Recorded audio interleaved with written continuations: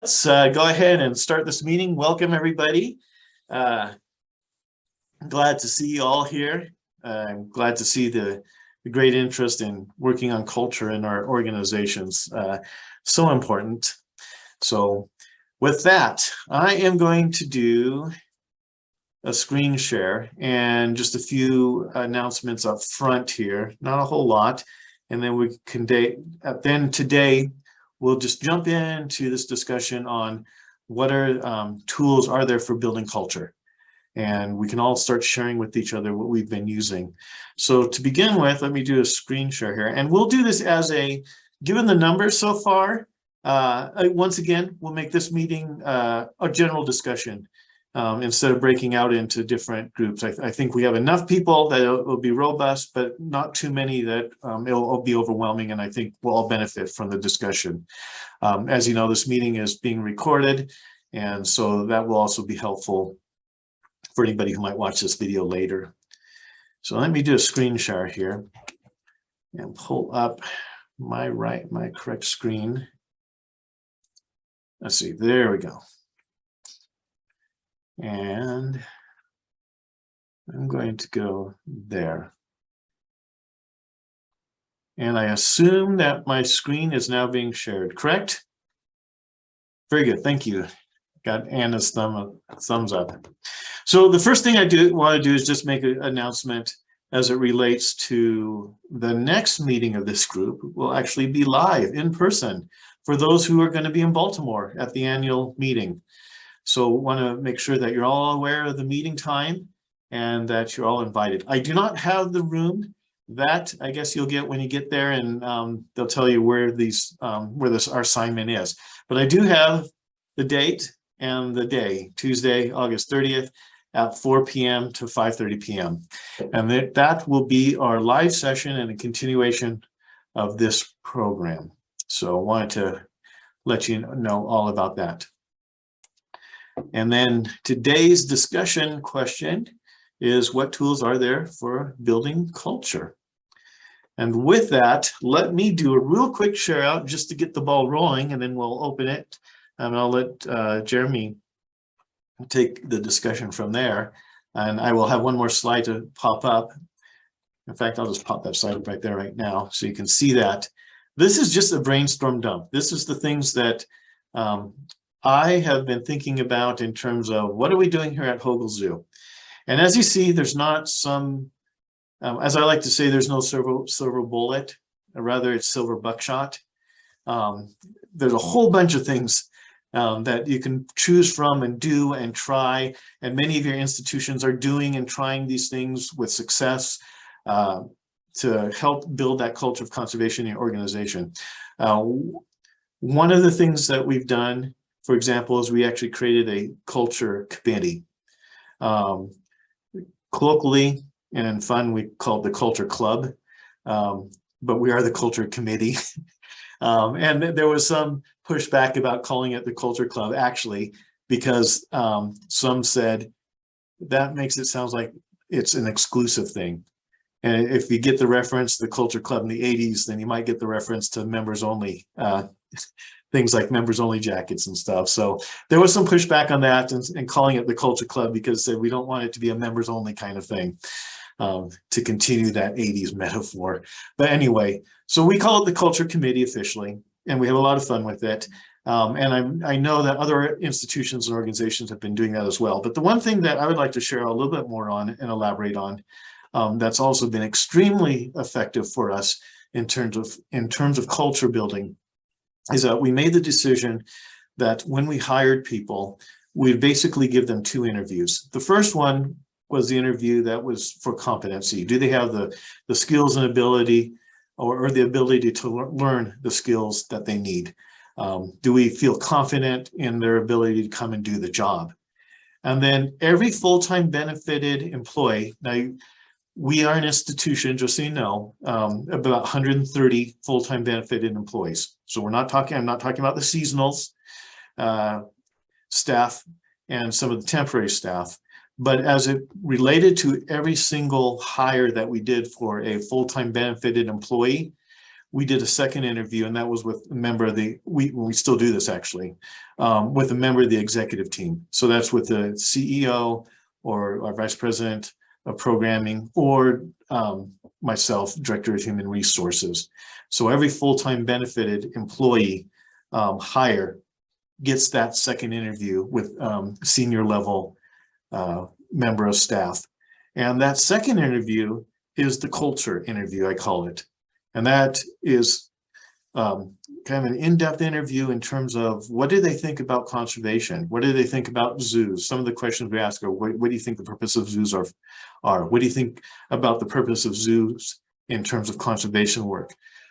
How do you think of yourself as a champion for wildlife? That's our terminology we use. You know, we want to create champions for wildlife. And so we want to hire champions for wildlife. And so even if that person doesn't necessarily come from a heavy conservation background, let's say it's an administration person we're hiring, opposed to a keeper, so not an animal background. Nevertheless, that interview does a couple things, right? One, it cues them up for thinking about, I'm coming to a conservation organization and I'm now part of that. And also, if they've not thought about it before, how am I a champion for wildlife? How do I identify that way? And what kind of things do I do, or what kind of things can I begin to do to be a champion for wildlife? And so we're looking for people who have that mindset and who are buying into that idea of being a champion for wildlife. So that's one of the things that we do. And with that, I want to now open it to everybody. And let's start talking about, what are you doing at your institution? What kind of tools are you using? It may be like, some on this slide, it may be other things completely different. But the idea is, what kind of on-the-ground practices are you employing at your institution to create a culture of conservation? And with that, I am going to turn it over to the ever able Jeremy Gill and let him direct this conversation from here. Oh, thank you, Jeff. I appreciate that. Yes. For sure. I think we'll start off with just conversation. I'll keep the conversation flowing as well. You could use both. You could just kind of raise your hand here. I can call upon you, and then of course use the chat as well. Love to hear this. And thank you, Jeff, for sharing that. I think it's got everyone's kind of mind in the right direction there. So anyone have a first example you want to share? I'm sorry, I'm looking at Anna as always. I feel like Anna always has something going on there.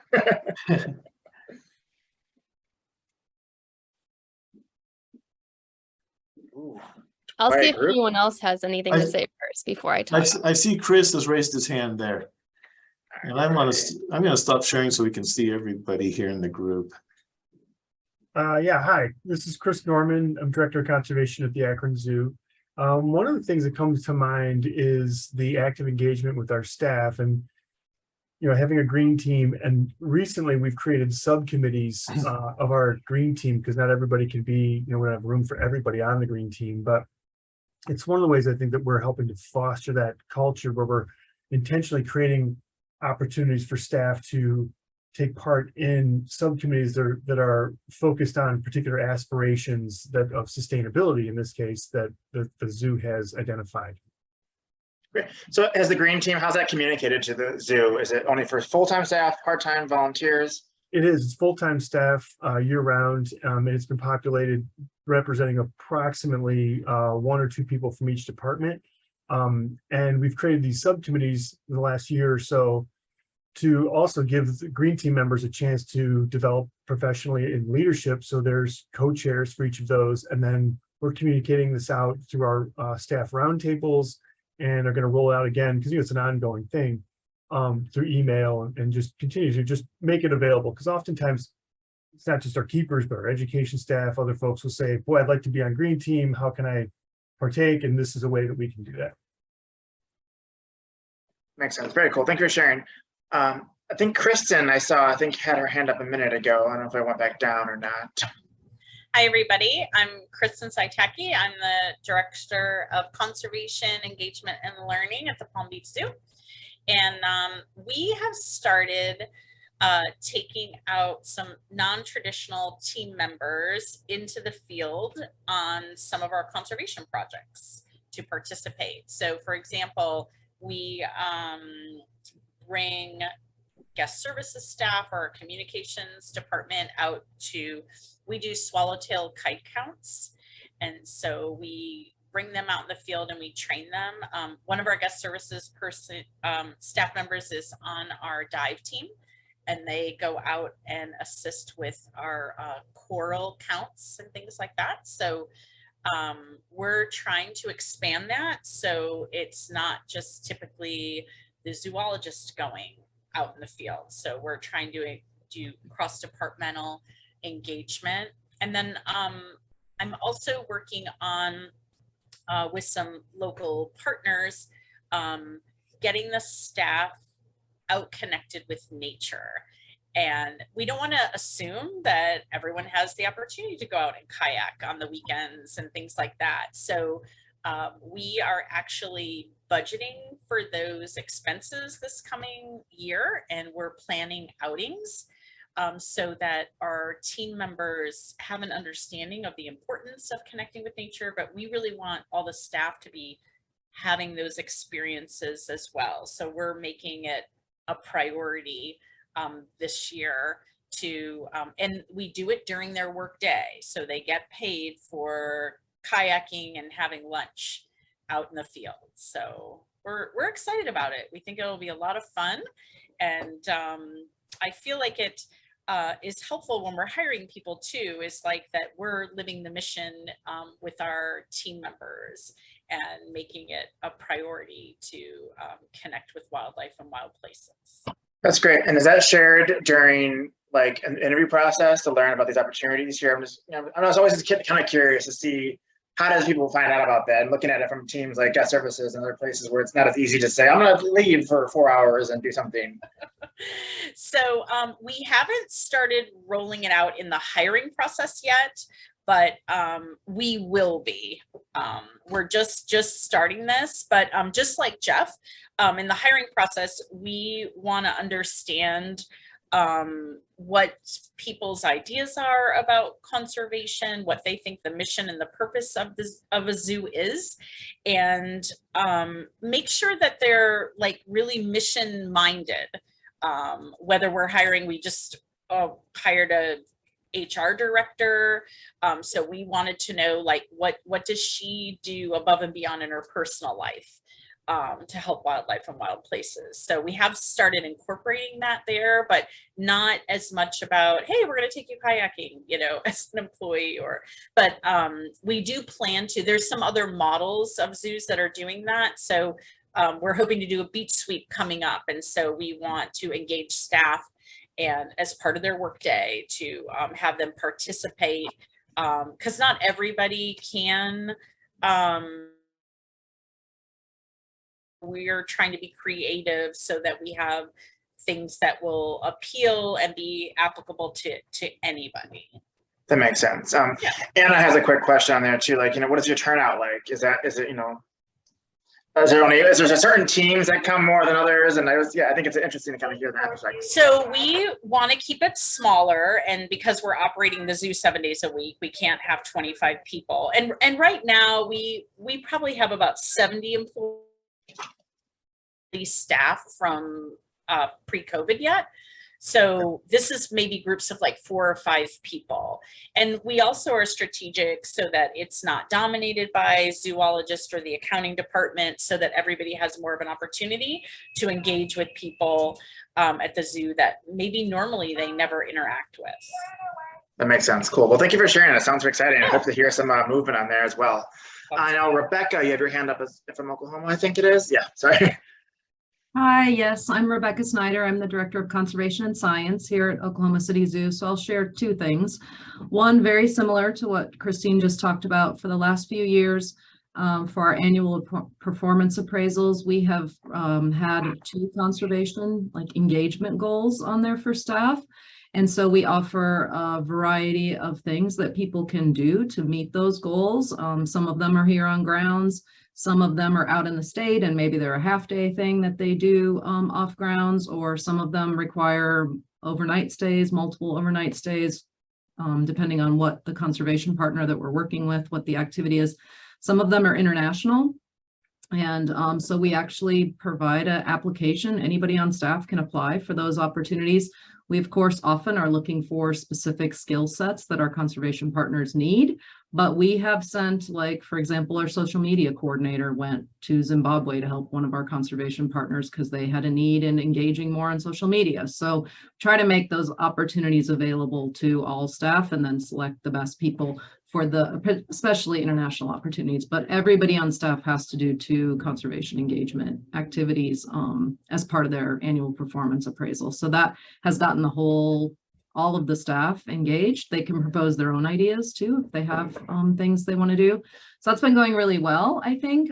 Something we added this year that we just started is both a Conservation Hero Award and a Sustainability Hero Award. So there's guidelines about that, and anyone on staff can nominate someone for those awards, and then our Conservation and Green Practices Committee reviews those nominations and selects them.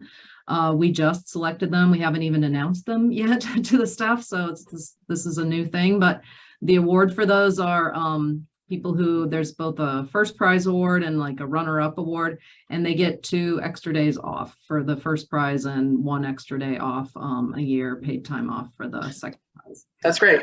Would you be willing to share some of those parameters? I think that could be interesting for people to maybe look at it, maybe adapt accordingly, either through Jeff or on the chat here. With that, though, there's a couple of questions on that. So how often are you providing these opportunities? Is there a limit? How many can sign up in there?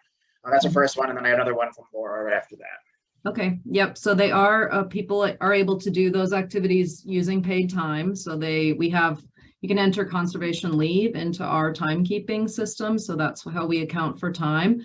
We offer as many as we can think of, basically, and allow people to suggest their own. And then, of course, they have to get it cleared with their manager. Their manager has to approve that time for them to do it. So, it manages to balance out usually.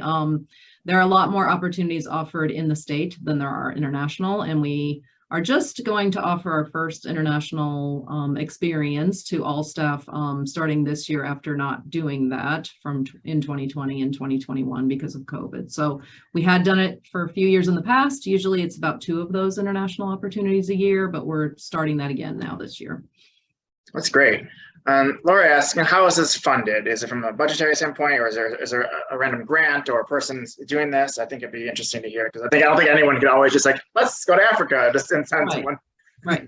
So we have a Roundup for Conservation program, like a lot of institutions do, where we ask guests to round up when they're making purchases. We have a very successful one. It usually raises over $100,000 a year. We set aside a portion of that money for conservation travel. So that can be for bringing in partners to speak to staff or meet with staff, but we also use some of that money to send our staff for these opportunities. Oh, that's great. Thank you for sharing. That sounds wonderful. Also, an option to share some of those parameters into beyond the network as well. That's a good place to kind of put it in there. So thank you very much. I found Doug. I think you're up next. Maybe you there, iPhone Doug? Oh. I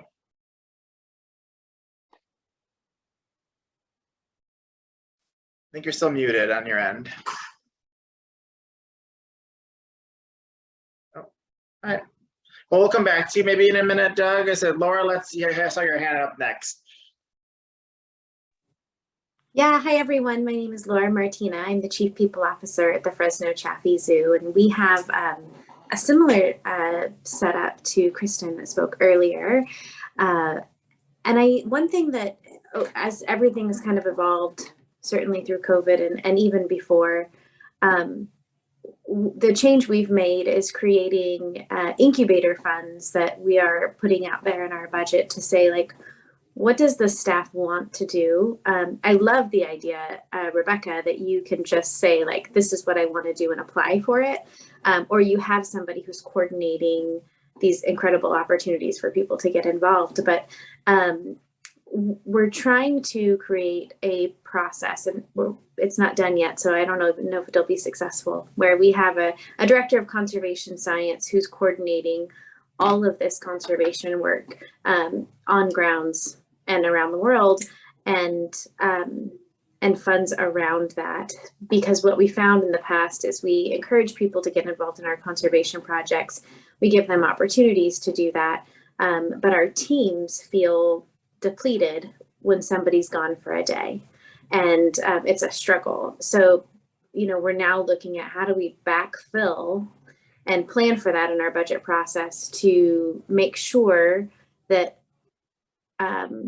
basically we're putting our money out there to say we're supporting this as an organization, and we are not requiring it in this first year next year that everybody participate, but we will be requiring it in the future that everybody participate. I think it's 8 hours a month towards a conservation project, either locally or I mean, it could be anywhere, but it would be within a framework that's led by our Director of Conservation and Science. So that's kind of the direction we're going. I don't know if it's successful yet, but I do think that as people join in to any of the 4 pillars that we have, conservation being one of them, we're going to see much more buy-in to our purpose and our mission. And I think conservation will be a very popular piece of that as well. So thanks, guys. Makes sense. More really quick, you know, how's that being measured on your end? You know, I just, you know, looking from tool perspective and the engagement pieces and such, you know, if it's actually working. I know you still don't know that quite yet, but like, is there any tools in place that you have to kind of see that go through? Yeah, so I think we've just rolled out our new strategic business and master plan, which is what we're calling our purpose plan. And within that, there are measurements around employee engagement, around conservation action. And that's probably where this measurement will come. It's fairly easy for us to say, hey, did you meet your engagement time is what, you know, I don't know what we're really going to call it, but that's kind of how I see it in my head is each employee has 8 hours of engagement a month in a specific pillar. So if conservation is the pillar of their choice, you know, what was the success as a part of their evaluation? And then that time will be tracked in our time system so we can actually see the time that was contributed to each of those pillars. So there's a few different ways of measuring it. It's not going to be as easy as I'd like it to be, but yes, 8 hours. Oh, Rebecca, yeah, 8 hours is amazing. We're really hoping that that is 8 hours for all of our full-time staff, 4 hours for our part-time staff. And I hope that backfilling and providing that extra support is going to be the key to make this successful, because we've had these in the past and not been able to be successful because we didn't backfill and people couldn't leave their team behind, basically, which completely understandable. Great, well, thank you. And also that is awesome, 8 hours. I think that's going to change the culture in itself right there. So yeah, I definitely keep us updated. I think it'd be really interesting to hear how that goes. Thank you. Yeah. We have a couple other questions. I got another question. Do you have any other staff in your office to support this? Our HR department is very limited. So that's a good question. Yeah. This actually is not run through our HR department. This is going to be run through our Director of Conservation and Science. Each pillar has a director level that is responsible and coordinating these teams. Again, we haven't actually done this yet, but the idea is there's a director level position, there's an executive team champion, and somebody is spending time coordinating all of this work for each pillar. And I do think that the HR will play a role in rolling this out and bringing people, you know, onboarding and getting people involved and communicating. But other than that, we aren't doing anything other than for the team pillar, which is not something we're talking about here today. But yes, that's part of it as well. Cool, thank you for sharing that. And Anna mentioned as well, it's the barriers, you know, especially within animal care teams, you know, you just don't have the time. So that's something I think we're never going to be able to finish right now unless we just keep growing our teams at a, you know, exponential pace. But yeah, it's something we have to kind of learn to balance. And I think, you know, especially dedicating 8 hours, you were saying there, is going to be kind of interesting to see how that works and how you can backfill that and see if that really becomes just the general culture of the institution moving forward. So I think we're all very excited to hear what that outcome may be. So again, thank you very much for sharing. I'm going to jump to iPhone Doug again. Next week he has some connection issues. So iPhone Doug, you are ready to go. Okay, can you hear me? Yes. All right, awesome. I was just going to kind of jump up to the 100,000 foot mark with some learnings about how to change culture. The one thing you learn really fast is that not only are you working on conservation culture, but your development office wants to work on a culture of philanthropy. Your HR office wants a culture of diversity, equity, and inclusion. You want a culture of guest service from your guest service department. So this question of organizational culture supersedes all of these other key organizational requirements for us, because we need to be able to establish ourselves in all of those spaces. And so just thinking of it solely as conservation culture puts us in a silo. And by inviting all of the other cultures to be a part of the conversation, it kind of lifts everything. At least that's been our experience over the last few years. For example, and this isn't conservation, but I'm going to use it as an illustration. When everything during 2020 shut down, and then we had George Floyd situation occur, the question of what is a just culture arose for everybody. And one of the first steps into really trying to change a culture from the start became our deployment of the just culture model of personnel management within our organization, so that the staff began to see by how they were personally treated what justice means. And I think that's a really good example for some of the practices that are going to need to be deployed at many facilities for the employees to see themselves as conservationists and not just as an employee of the organization. And I know that's what we're all aiming at, but I think as we start looking at this and take our journey moving forward, we need to kind of broaden our view to look at all of the cultural aspects of our organization, how they actually work together, which one of them may be deep-seated enough that that pathway that you took to get to where you wanted to be with that element of your culture could be an easy way for your organization, not easy, but a successful way for your organization to plot forward for conservation. For us to add to what Chris Norman already said, we now have conservation as a very clear element in our 10-year strategic plan as of July 18th, 2022. Thank God, hallelujah, it's done. And Chris is actually leading with Kim Cook a deep dive into conservation strategy for our organization that's going to completely change the face of how we do things. That's not going to be done till the end of the year, but a lot of the things that we're talking about here, if they're not truly baked in, I don't think they will actually get done. Bolting them on to an existing culture without taking the time to step back and look at what the successful elements of change are for your individual organization, I really think is the backbone to actually creating lasting change. And so I just wanted to throw that out, that would be my contribution, and I'll hit the mute button and unless you have anything you want to ask. Any questions for Doug? And this is Doug from Akron, and I'm assuming right here, so I think so. Yeah. Yeah, it's Doug. I'm CEO at Akron Zoo, for those who don't know. I thought so. I just didn't know. I found Doug with a little bit. I'm like,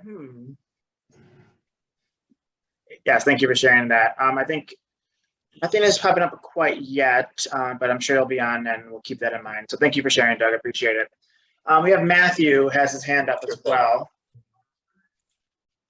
Yeah, hi, I'm Matthew Cam. I'm the Conservation Outreach Coordinator for Zoo New England. And I guess following Doug's very high level view, I have more specifics. Our zoo also has a program for staff to come out and do conservation alongside the conservation team. We call them conservation training opportunities. Like a lot of other places, they're paid time. Employees are encouraged to come out and do it. The program has been going on for quite a while, and in fact predates my position, but we were having trouble getting people to actually come out and do it. There were a few people who were very gung-ho about it who would come out with this regularly, but with the creation of my current position, I was put in charge of making this program go. And it was certainly something we learned, that if there isn't a person who is really in charge of making this program happen, the buy-in that we got was very limited. But now, as it's part of my job to facilitate it, just this year in 2022, I mean, we're an organization with around 100 employees. We've had 31 employees come out on conservation training opportunities, and it's not mandatory for us presently.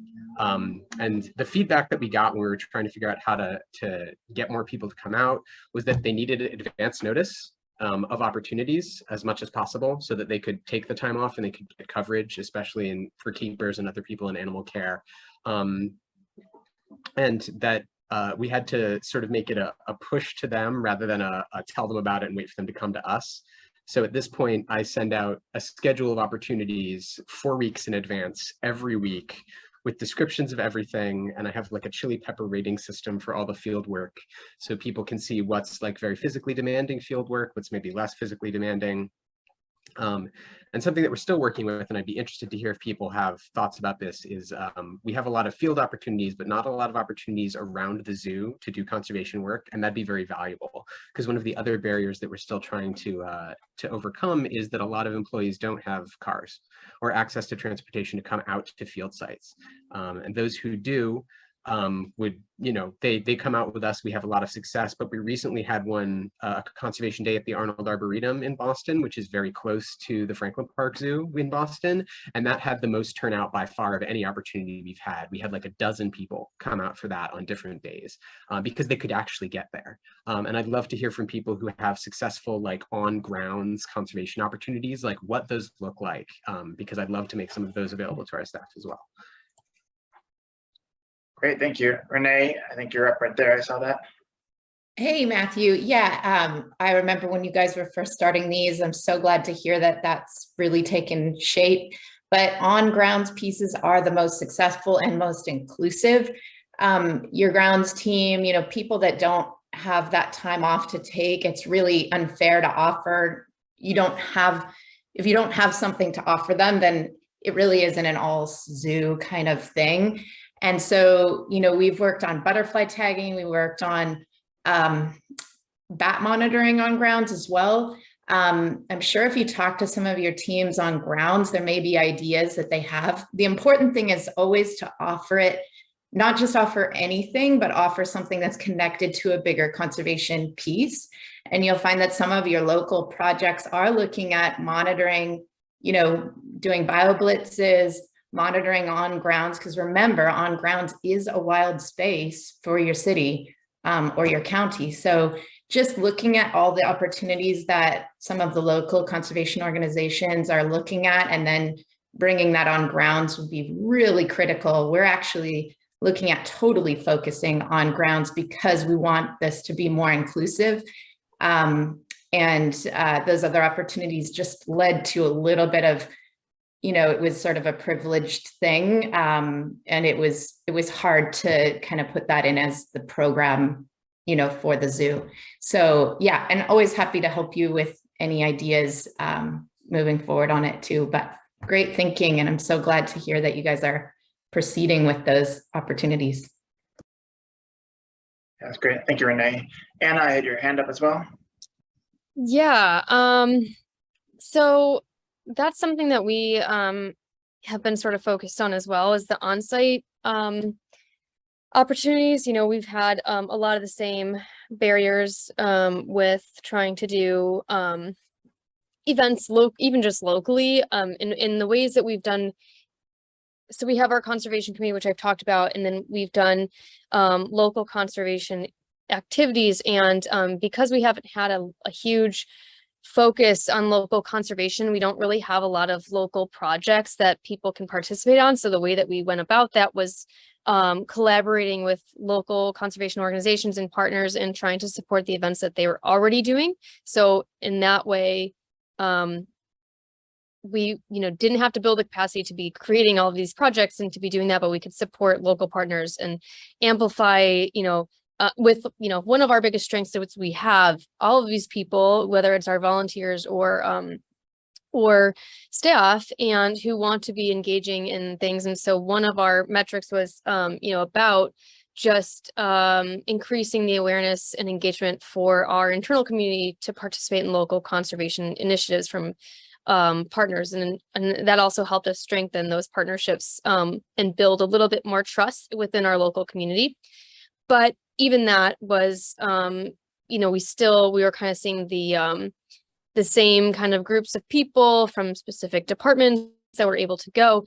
And so one of the things that we're working on is focusing on really hyper local on-site stuff. And so for the conservation committee, we took a really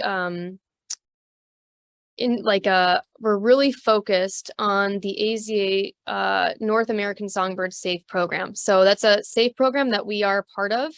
And we do have some things that we've done for it, but there's definitely ways that we can be more meaningfully engaged. And so one of the things that we really thought is, you know, how can we prioritize the work that the Conservation Committee is doing to really focus on this one particular safe program and make a lot of impact. And so their whole focus is about creating bird surveys, bird strike surveys, finding bird decals. We have bird friendly coffee that just got put into our SSA stands. And so, you know, really trying to identify what things in that program that we can do. And so they're learning how to create a survey for birds on site in a monitoring system. And they're creating the survey, and then they're going to be going out and doing baseline studies. And then we're going to be, we have these bird gardens that got installed, you know, several years ago that like they got installed and then nothing happened with them. And so how much impact is that actually having? There's no evaluation that's being done.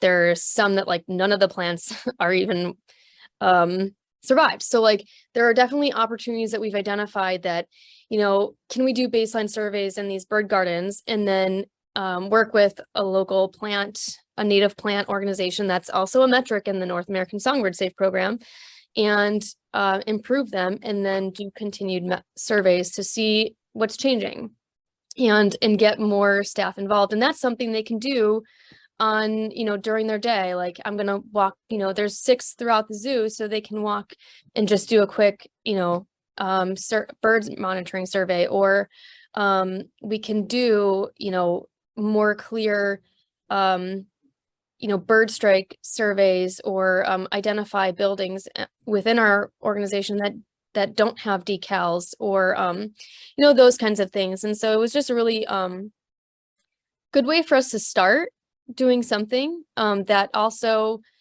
that's basically already created because the SAFE program exists.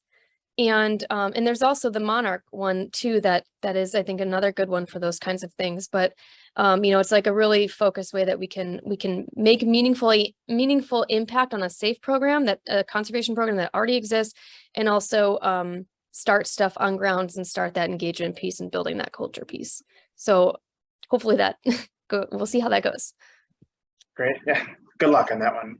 You know, I guess to kind of loop back, I think everyone sharing here. I think it'd be nice to kind of hear other of the tools, you know, how do you communicate some of these things? Is it going to be through emails? Is it going to be through an internet portal? Like also some maybe successful like training side of things, you know, how you got, you know, I imagine there's some staff members and volunteers who might not be super jazzed about conservation. How does that become exciting to certain employees, you know? So any great examples or bad examples you might have, you know, dealt with in the last, you know, whatever amount of time to kind of see like, hey, are we seeing any change in conservation culture? Are we seeing any type of movement there? So I think anyone has an example of that, I think that'd be kind of interesting to hear those things.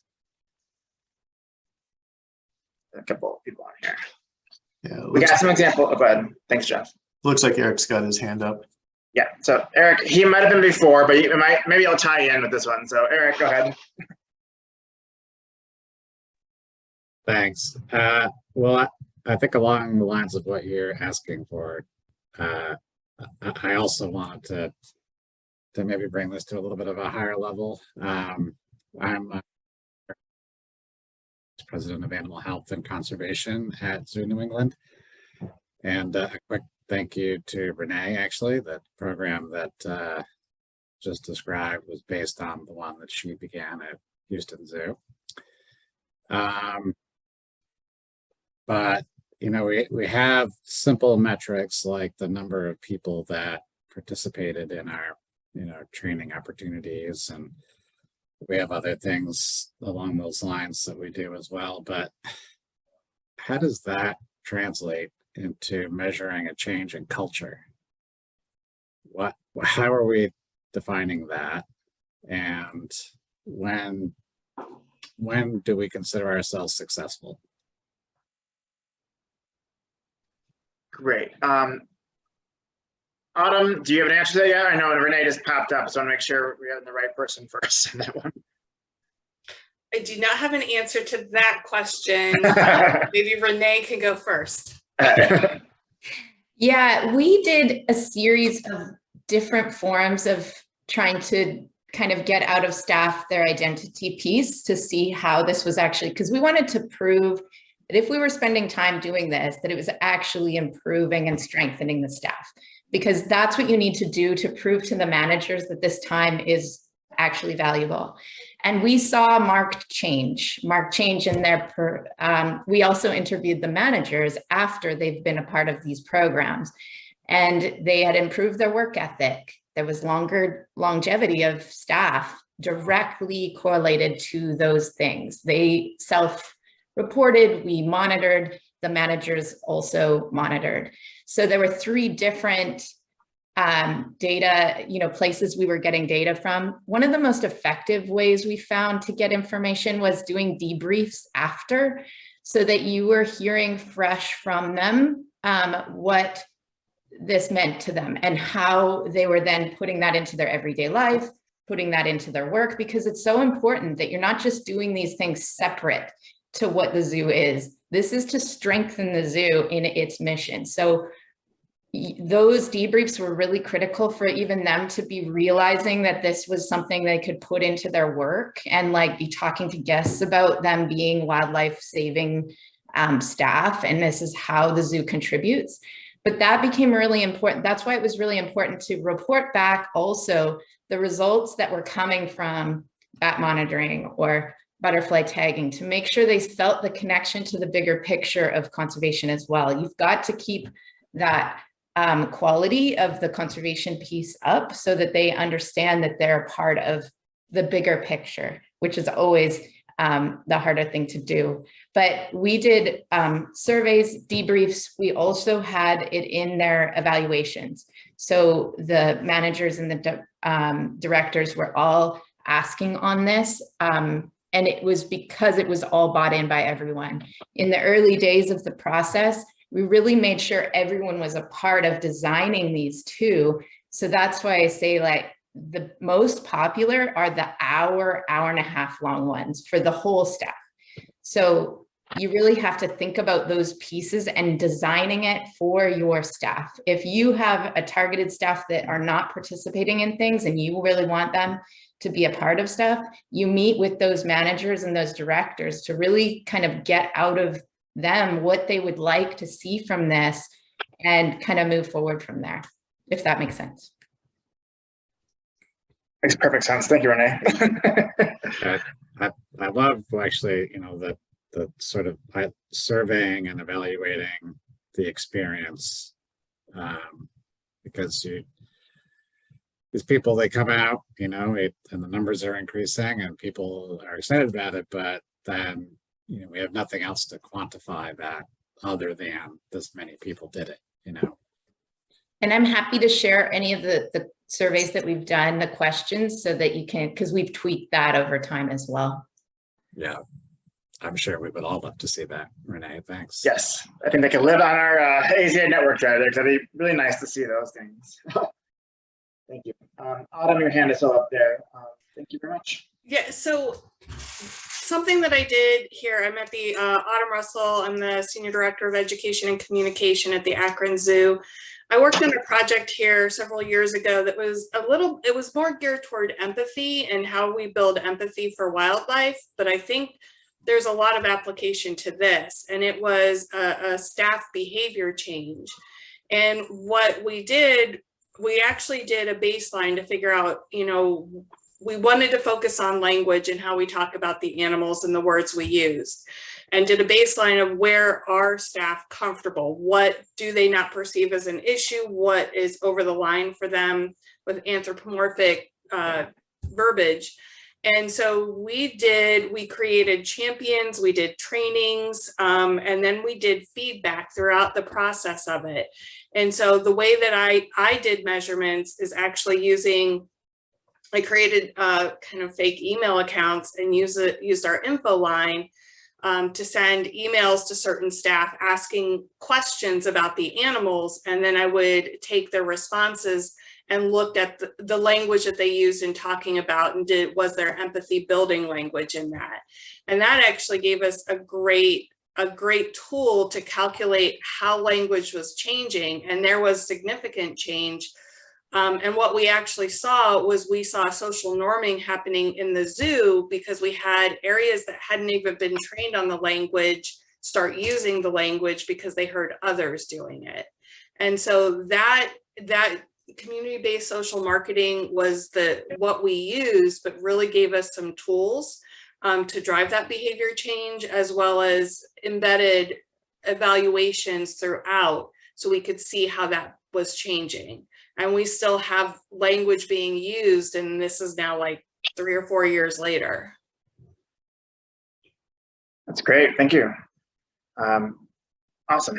I have a couple of comments in the chats there. So yeah, I think, Anna, if you could share that logic model, that would be really great. I think all these resources would be really beneficial, because I think we're all trying to do kind of the same things, and we could definitely learn from each other. So thank you for sharing all those things. And same thing for you, Autumn. If you have any other, some of the training techniques you had from there and how you got people to get bought in from that, I think those are all really important to kind of use as resources moving forward. So thank you for sharing. Do you have any other comments right now? I'd like to ask a question, throw out to the group. And Anna, you brought this up, and it was a question that was on my mind. You talked about you were specifically incorporating your SAFE program into your culture. And so my question to the group is, how many out there are participating in a SAFE program, and how are you bringing that to your wider culture at the zoo? How is that working for you, or not working, or is it siloed, or have you managed to figure out a way to include all people as part of that program that you're participating in?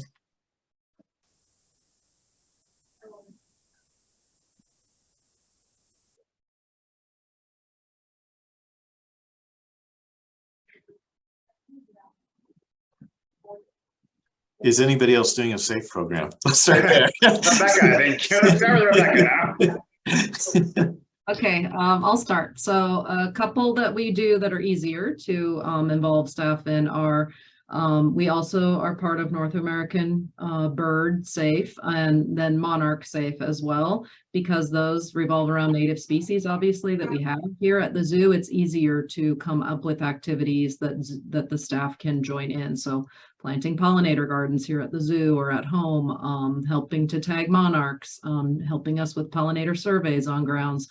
We also sell the bird-friendly coffee, encouraging staff to buy that. We do collision prevention and bird collision monitoring, so having staff help with that. So some same ideas that people have shared.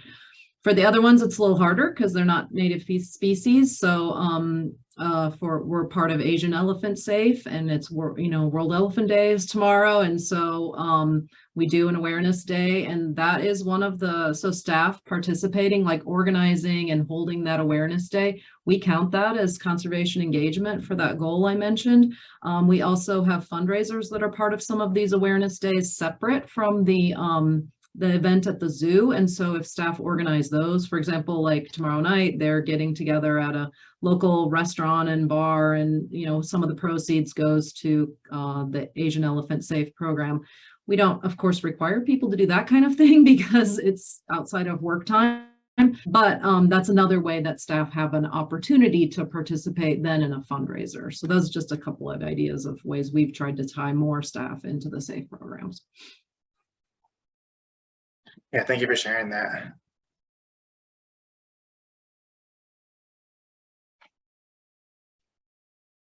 Crowds are wild out here.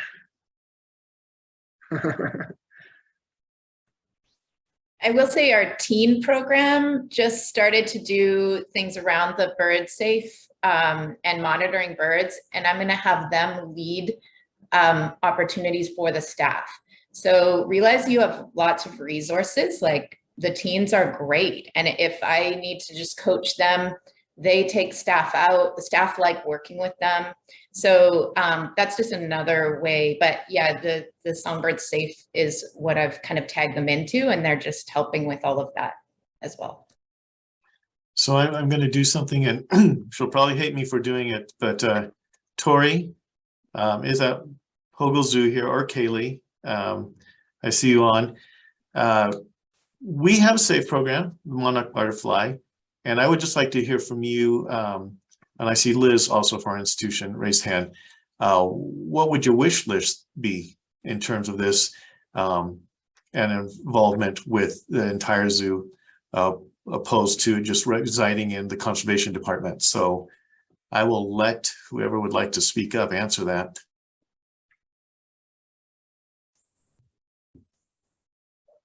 Currently, we are part of the Monarch Safe program, and we've been planting on grounds, milkweed and pollinator gardens. Very similar thing. We have had some staff involvement, especially during 2020. Having the zoo shut down kind of opened up a different realm of possibilities for our staff. And we had some really great success with that. We actually just found monarch eggs on some of our milkweed on grounds. So that's been really exciting. But as a wish list, I think it always comes back to, it's been mentioned a few times, like backfilling the hours where staff members are spending with conservation actions. I think having things under 2 hours would help different departments release staff for that day. A wish list specifically for the monarch programs. I think surveys would be really fun on grounds and at milkweed patches we know are around zoo grounds. Again, accessible by foot. Upkeeping the pollinator gardens. I've really enjoyed this meeting. I've just thought about so many things listening to you all, so I'm really appreciative of that, but especially really increasing those like on grounds opportunities. I don't know if that was answering your question, Jeff. No, that's great. Liz, you've got your hand raised. Yeah, this was a question I had for the group prior to that, and that was a great question, Jeff. But prior to COVID, we had started to tease out how do we as an institution connect our sustainability actions on site to safe programming and also staff engagement, as we're, teasing out this idea of building up culture. And I'm wondering if anybody on this group has had success with that and some good examples to share out.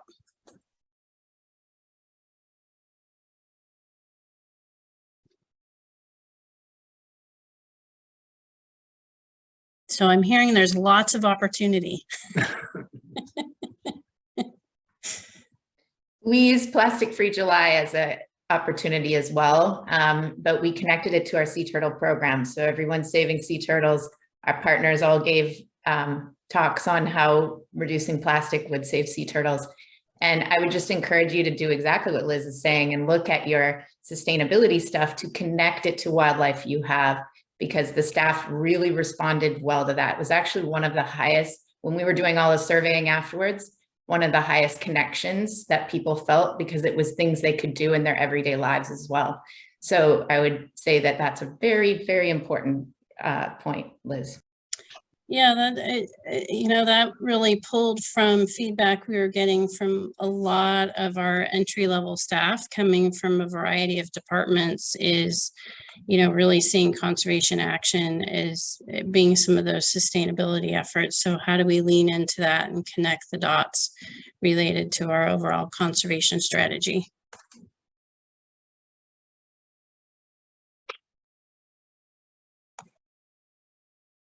Rebecca, your hand is up. Do you have the answers to that as well? I was just going to share that For sustainability, we tie that into native planting for monarchs and birds a lot. So we message quite a bit about replacing turf grass with native plants because it requires a lot less water and chemicals and emissions for mowing and all of that. So that's been a really nice way for us to tie in a really important sustainability initiative that we're trying to do here at the zoo, but that people can do at home that we encourage, that really makes a big difference if you replace that turf grass. And it gets at Renee's plastic free. Great, thank you both for sharing. We have about 4 minutes left in this meeting, so if you have any last minute like aha moments before we head on out.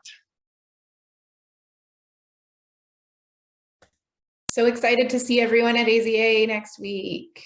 Yay. Yeah, absolutely. While you're thinking of that aha moment, just remind you, we are meeting Tuesday, August 30th, 4 o'clock. So looking forward to those who will be there, seeing you all in person. Yeah. Well, and if I don't have any last minute things, thank you all. Great conversations per usual, and we'll be seeing each other very, very soon. So thank you very much and have a great rest of your day.